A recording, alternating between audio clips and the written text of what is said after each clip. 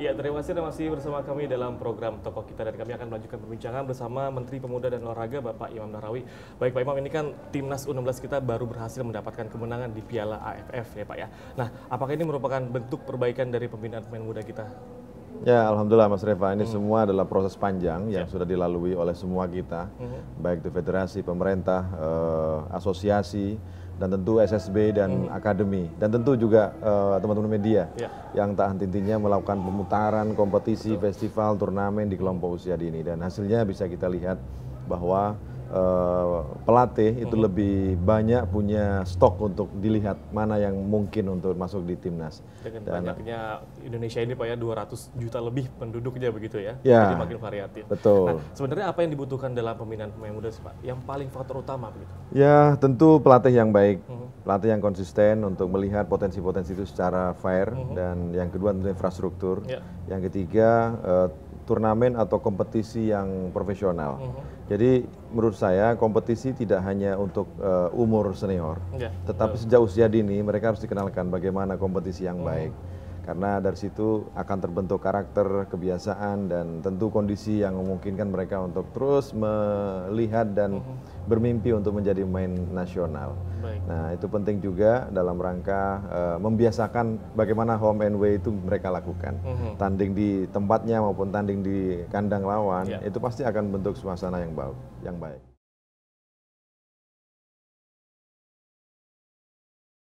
Kemudian yang berikutnya, dukungan dari keluarga, dari orang tua, dari guru, dari masyarakat, tentu dari masyarakat industri itu paling penting juga.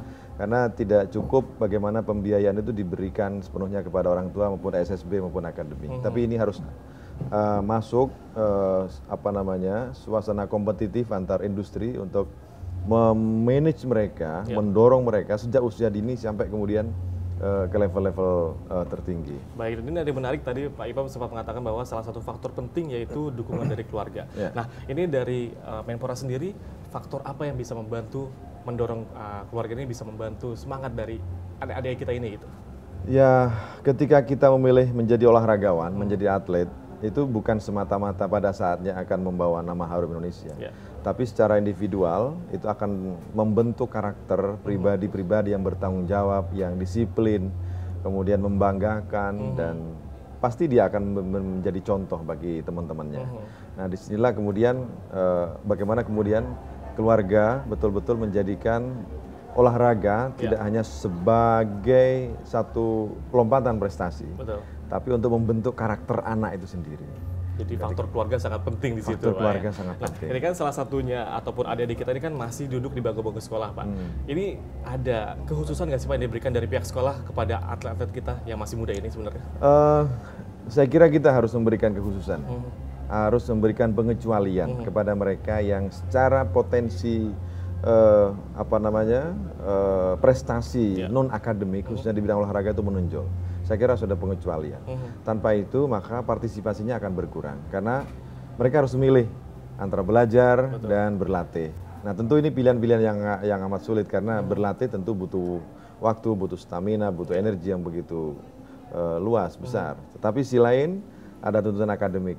Menurut saya ini harus ada keseimbangan.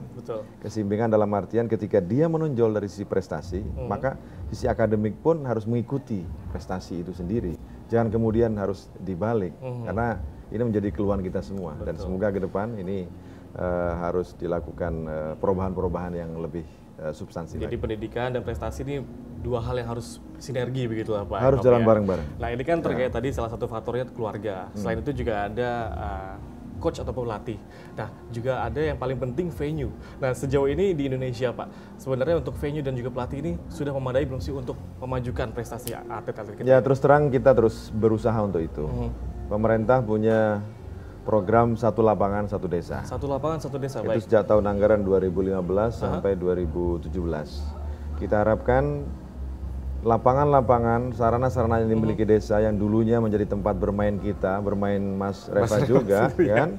Kita lahirkan dan tumbuh berkembang dari lapangan-lapangan desa itu, yang kemudian hari ini beralih fungsi, itu terus dikembalikan lagi kepada fungsinya untuk menjadi tempat mereka bermain, rekreasi, sampai kemudian tempat berkumpulnya komunitas-komunitas. Karena di situ akan terbentuk suasana kegembiraan di antara masyarakat. Dan sejauh ini program sudah berjalan, Pak? Sudah berjalan, tahun anggaran 2016 sampai 2017 itu sudah terbangun kurang lebih 2.200 lapangan. 2.200, baik. Ya, meskipun tidak semua bola, tapi juga ada volleyball, ada futsal, ada panjat tebing, ada juga bulu tangkis, sepak takraw, tergantung kemampuan desa. Betul. Mungkin tanahnya yang cukup untuk bola voli, kita bola voli. Tapi sejak tahun anggaran 2018, program ini kami alihkan atas kebijakan Bapak Jokowi, Presiden, ke dana desa. Di mana dana desa itu memungkinkan bagi semua desa untuk menganggarkan perbaikan infrastruktur maupun penyelenggaraan kegiatan keolahragaan di desa-desa.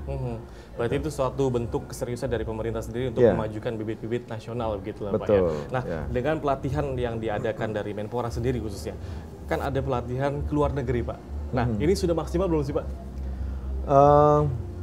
Ya terus-menerus kami lakukan upaya yang lebih maksimal lagi. Saya ambil contoh persiapan Asian Games. Sejak tahun anggaran 2017 kita maksimalkan namanya tryout maupun training camp ke luar negeri. Training camp, betul. Ya, itu menjadi penting asal dilakukan secara lebih baik lagi. Tidak sekedar yang penting ke luar negeri, yang penting tryout, yang penting training camp, tidak. Tapi harus betul-betul mencari sparring yang secara kualitas seimbang atau lebih dari kita, sehingga kita punya pengalaman untuk menjadi lebih baik. Nah ke depan memang kami sedang punya rencana bagaimana pemanfaatan venue pasca Asian Games ini untuk kita jadikan tempat tryout bagi atlet luar negeri ke Indonesia. Baik. Jadi tidak hanya kita yang keluar, namun luar pun masuk ke kita. Karena kita gitu punya venue standar internasional yang luar biasa. Saya ambil contoh tempat pencaksilat di sini. Ini saya kira ini gelanggang pencaksilat terbaik dunia. Dan equestrian juga mungkin salah satunya, Pak, ya? Belum velodrome, belum dayung, belum aquatic, dan lain sebagainya. Jadi sebenarnya Asian Games ini juga salah satu ajang untuk mempercantik Indonesia lah, kurang lebih begitu ya. Nah ini kan dulu nih saya mengatakan dulu ya Pak Imam ya.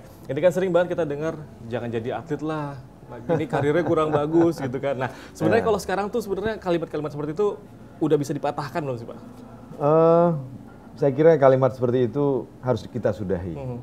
Menjadi atlet bukan kemudian bagaimana tentang masa depan.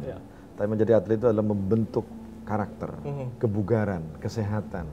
Kemudian tentu kita akan membuka cakrawala berpikir kita bahwa kita tidak sendiri. Kita banyak teman dengan negara-negara lain.